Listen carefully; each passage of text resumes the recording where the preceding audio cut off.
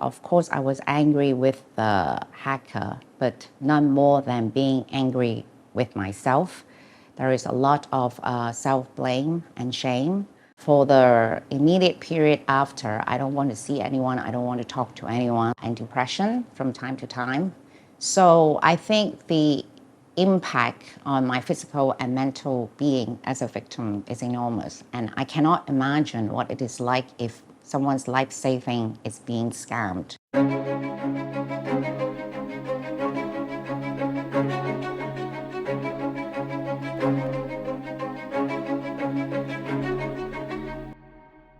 I'm Christina Yu, and I am the creative director and founder of a fashion handbag brand known as Ipanema, based in Vietnam.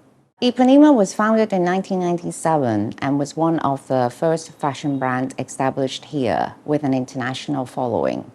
We are known for our exquisite details in our authentic designs and exceptional quality.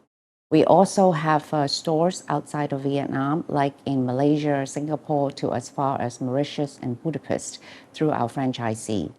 And our celebrity customers include Maggie Cheung, Michelle Ye, to influential women like Christine Lagarde and the First Lady Hillary Clinton, who came and see us as her first shopping destination when she visited Vietnam. Because of our experience and our long-standing here, we also assist overseas brands with their manufacturing needs in Vietnam, from production management to sample development.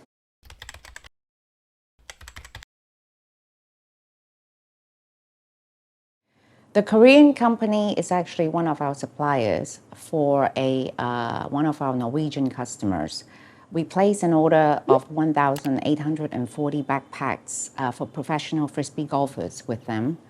And the order was due to be shipped on the 8th of July with a balance payment of $44,048.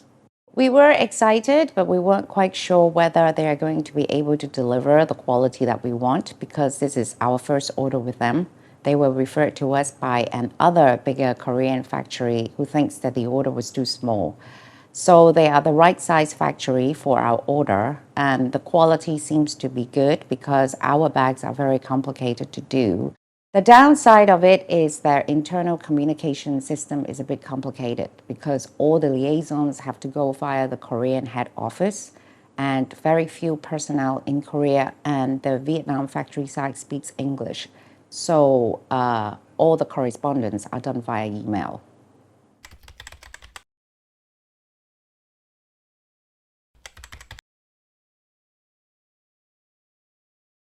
Basically, the hacker created one fake email account based on my email address and basically created a complete set of email addresses, like phishing email addresses, based on the authentic email addresses of all staff at Korean factory.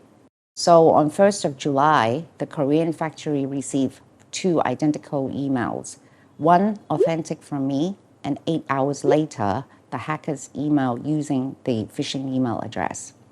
The hacker has also inserted in the body of the emails our previous correspondence using the phishing email. And of course, when they come back to work the next day in the morning or the following Monday, they were not aware that the sender's address were different.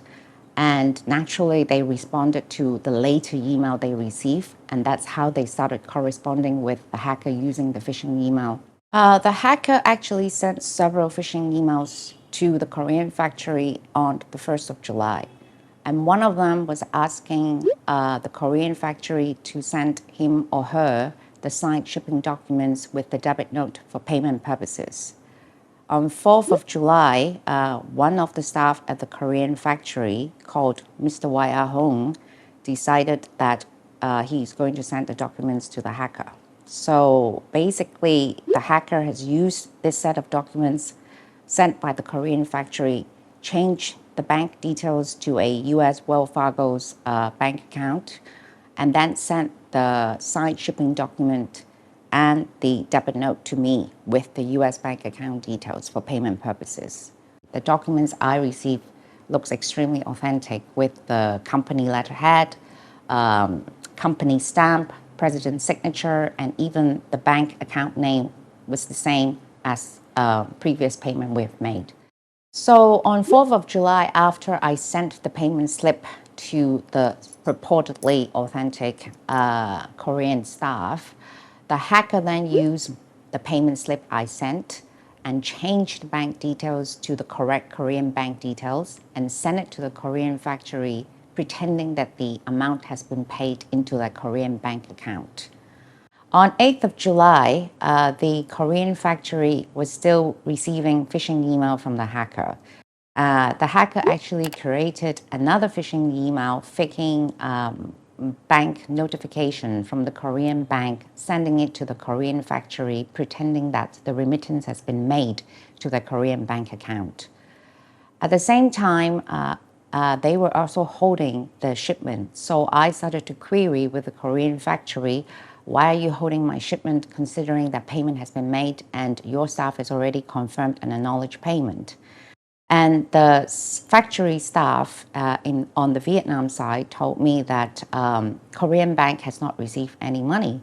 And I was like, well, what Korean bank? You asked me to send it to a US bank. And then it transpired that the US bank account is a fraudster account and that we have paid money into the hacker's account. A week after we discovered the fraud, the hacker actually sent me further emails on 2 consecutive dates, attaching copies of all my negotiation correspondence with the Korean factory. And basically, the threatening email said that I can see everything, I know everything, and unless you pay me a further 3,000 US dollars into my Bitcoin account, I am going to cause more trouble to you and also the Korean factory.